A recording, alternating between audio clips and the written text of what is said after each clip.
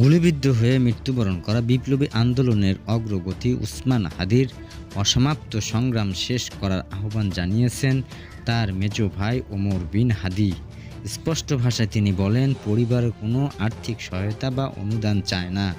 তাদের একমাত্র দাবি ওসমান যে আদর্শ ও বিপ্লবী আন্দোলনের জন্য জীবন দিয়েছেন তা পরিপূর্ণভাবে বাস্তবায়ন করা হোক।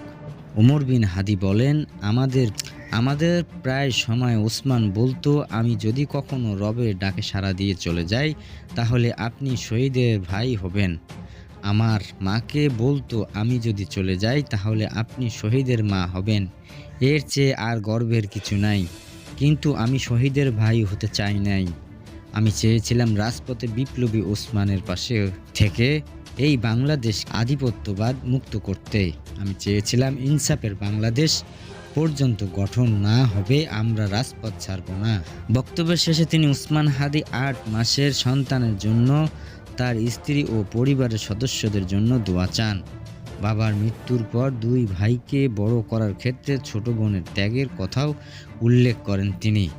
মানসিকভাবে ভেঙে পড়া বোনের অসুস্থতার জন্য সবার কাছে দোয়ার আহ্বান জানান। অনুষ্ঠানে জামায়াতে ইসলামীর সেক্রেটারি জেনারেল মিয়া গোলাম পাওয়ার বলেন, সরকার যদি হত্যাকাণ্ডে জড়িতদের ধরতে কী পদক্ষেপ নেওয়া হচ্ছে তা জনগণের সামনে স্পষ্ট না করে তাহলে মানুষের কাছে সরকারের ভূমিকা নিয়ে প্রশ্ন তৈরি হবে। তিনি বলেন, জনগণ মনে করতে পারে সরকার সব জেনেও নীরব সম্মতি দিচ্ছে। জড়িত থাকুক, এমনকি তারা যদি গোয়েন্দা সংস্থার সদস্য হয় তাদের বিরুদ্ধে দ্রুত ব্যবস্থা নিতে হবে।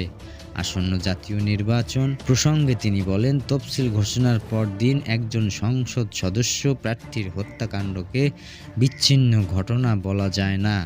এর রাজনৈতিক ও প্রশাসনিক দায় নির্বাচন কমিশনকে নিতে হবে।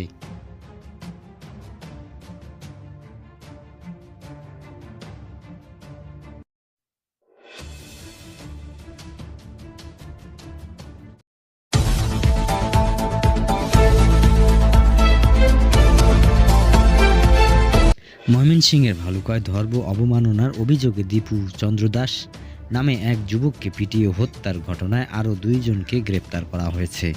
এ নিয়ে র্যাব পুলিশের পৃথক অভিযানে এখন পর্যন্ত গ্রেপ্তার হয়েছে মোট 12 জন। দুপুরে জেলা গোয়েন্দা ডিবি পুলিশের কার্যালয় থেকে পাঠানো সংবাদ বিজ্ঞপ্তিতে এই তথ্য জানানো হয়। গ্রেপ্তারকৃতরা হলেন আশিকুর রহমান কাইয়ুম। এই ঘটনার আগে গ্রেপ্তার হয়েছে আরও 10 জন।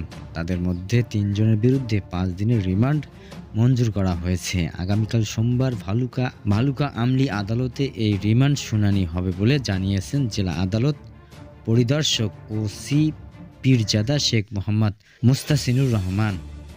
গত 18 ডিসেম্বর রাতে ভালুকা জমিরদিয়া এলাকার পাইওরিয়া নিউয়ারেজ বিডি লিমিটেড কারখানা ধর্ম অবমাননার অভিযোগে দীপু চন্দ্র দাসকে পিটিয়ে হত্যা করে উত্তেজিত জনতা। এরপর তার মরদেহ আগুনে পুড়িয়ে দেওয়া হয়। এই ঘটনায় 19 ডিসেম্বর নিহতর ছোট ভাই অপু চন্দ্র দাস বাদী হয়ে অজ্ঞাতনামা ব্যক্তিদের আসামি করে ভালুকা থানায় একটি মামলা দায়ের করে। ময়মনসিংহের অতিরিক্ত পুলিশ সুপার প্রশাসন আব্দুল্লাহ আল মামুন বলেন, অপরাধ করলেই আইন নিজের হাতে তুলে নেওয়া অধিকার কারণেই কেন ওই যুবককে পুলিশের হাতে না দিয়ে জনতার হাতে তুলে নিয়ে দেওয়া হলো তা খতিয়ে দেখা হচ্ছে।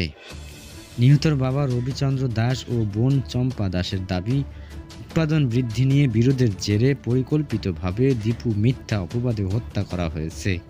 তাদের দাবি, দীপু শিক্ষিত এবং ধর্ম সচেতন ছিলেন। তিনি এমন কাজ ধর্ম অবমাননা করতে পারেন না।